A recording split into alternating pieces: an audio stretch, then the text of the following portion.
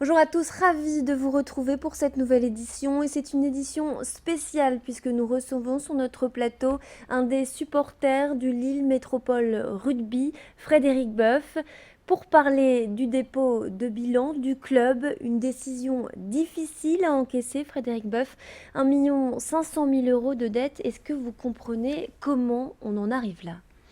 Alors, je pense que ce déficit-là descend sur plusieurs années. C'est pas arrivé comme ça du jour au lendemain. Donc, je pense qu'il y a beaucoup de responsables qui sont à l'issue de ce déficit. Malheureusement, aujourd'hui, c'est comment le club va rebondir. Nous, en tant que supporters, il faut savoir que nous avons créé l'association il y a 2 ans et demi. Donc, on s'appelle les Ch'tis Diables.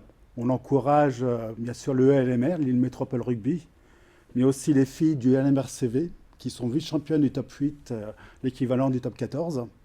On encourage aussi des clubs de la région comme l'Iris. Il y a deux clubs qui voudraient qu'on soit présent. Et aussi, on encourage aussi le rugby fauteuil, les Taureaux de Roubaix, qui sont champions de France de National 2. Donc, nous sommes supporters. On ne sait pas tout ce qui se passe à l'intérieur du club. Tout ce qu'on peut dire, c'est que beaucoup de dirigeants nous disaient que ne vous inquiétez pas, tout va bien. Mais tout ce qu'on apprenait par la presse, c'était à chaque fois des claques supplémentaires parce qu'on a appris qu'on ne montait pas en Pro D2. Et puis là, une sanction supplémentaire où il y a un dépôt de bilan et on ne sait pas ce que le club va devenir. Tout ce qu'on sait, c'est qu'il y a une école de rugby, donc il y a beaucoup de jeunes dans cette école de rugby. On espère que le club va rebondir, va repartir sur des bases beaucoup plus saines, plus solides, pour revenir sur un plan plus sain. Pour vous, les anciens dirigeants ont une grande part de responsabilité dans ce dépôt de bilan? Moi, je pense que ça fait plusieurs années que c'est pas qu'un seul président, c'est sur plusieurs années que ça s'est décidé sur 4, 5 ans principalement. Donc, tous les anciens présidents qui étaient là sont aussi responsables, pour moi. Le président de l'époque, Jean-Paul Luisani, Luciani. Dit qu'il s'est fait léser, qu'on lui a caché l'importance de la dette.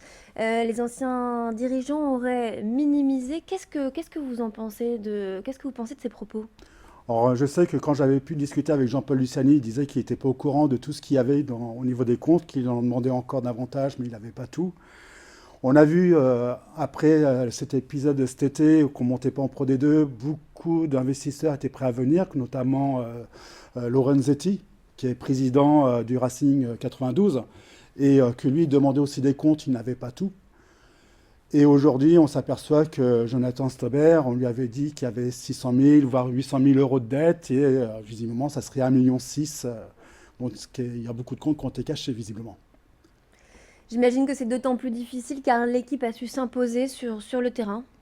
Alors nous, ce qu'on peut voir sur le terrain, c'est que les joueurs se donnent à fond. Ça faisait plusieurs années qu'ils allaient jusqu'en demi-finale, ils perdaient en demi-finale. Chaque année, ils repartaient avec cette envie de monter en Pro D2.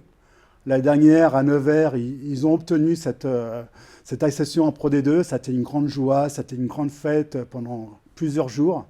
Et la grande déception qu'on apprend par la presse qu'ils ne monteraient pas en Pro D2, donc plusieurs épisodes cet été.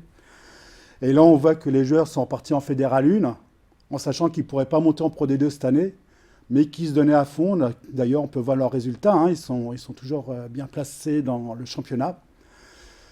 Malheureusement, la fin de saison va être encore plus difficile pour eux, mais on sera toujours là. Et, on voit les articles des joueurs, hein, notamment Guillaume Auguste, où il dit clairement qu'on ira jusqu'au bout. Même s'ils ne sont pas payés, même s'ils ont des difficultés au quotidien, ils sont quand même présents au club, ils s'entraînent et ils ont envie, ils se font plaisir à jouer au rugby. Et rien que pour ça, il faut qu'on soit derrière eux. Alors justement, quelle est l'ambiance actuelle chez les supporters? Alors c'est très divisé, parce que on voit que quand on n'est pas monté en Pro D2, beaucoup n'ont pas repris leur adhésion au Ch'ti Diable, pour diverses raisons. On sait que ça va être encore un moment difficile, mais on sait qu'il y a quand même un bon vivier dans cette région. Bon, je pense que le LMR peut repartir avec cette école de rugby qui est présente et il faut qu'on soit vraiment derrière eux. Je pense qu'on va peut-être avoir d'autres adhérents parce que beaucoup vont vouloir rebondir avec ce nouveau club, avec cette nouvelle perspective. Et j'espère qu'on sera encore présent. Nous, on sera présent, donc j'espère qu'il y aura d'autres monde avec nous. Est-ce que vous avez pensé ou vous pensez peut-être prendre part au remboursement, c'est-à-dire lancer par exemple un appel aux dons? Alors il faut savoir que cet été, donc, il y a eu un appel aux dons qui a été fait, hein, donc, notamment par Sponsorisme, où il y a eu plus de 110 000 euros qui a été récoltés. Il y a eu des dons directement qui sont arrivés par le club, aux alentours de 70 000 euros. Il faut savoir que nous faisons partie de la Fédération française des supporters du rugby. Donc là, des supporters de toute la France qui se regroupent pour différentes manifestations, notamment à Marcoussis pour une journée du tournoi Destination. Il y a le congrès océanois qui est sur 3 jours. L'année dernière, c'était à Clermont-Ferrand. Il y a 2 ans, c'était à Limoges. Cette année, ça sera à Montauban. Beaucoup de supporters de toute la France ont aussi donné. Et ils attendaient aussi un retour. Donc, malheureusement, demander encore de l'argent, je pense que ça va être encore difficile. Parce que je me rappelle encore cet été, on voyait des jeunes qui arrivaient avec leur tirelire, qui donnaient 3 ou 4 euros qu'ils avaient dans leur tirelire. Donc chacun donnait vraiment ce qu'il pouvait. Et, cet élan qu'il y a eu cet été, ça a été vraiment très, très important. Donc aujourd'hui, si des personnes souhaitent aider le club, il n'y a pas de possibilité de le financer. Alors je pense qu'il y a eu notamment Gérald et Monique qui ont aussi donné 30 000 euros au mois d'octobre pour redonner un peu d'élan à ce club. Mais je pense que là, c'est aujourd'hui, Jonathan Stobert a dit qu'il y avait un dépôt de bilan. Je pense que malheureusement, il n'y aura plus d'argent qui va entrer en compte, hein. Alors, comment vous voyez l'avenir du club aujourd'hui?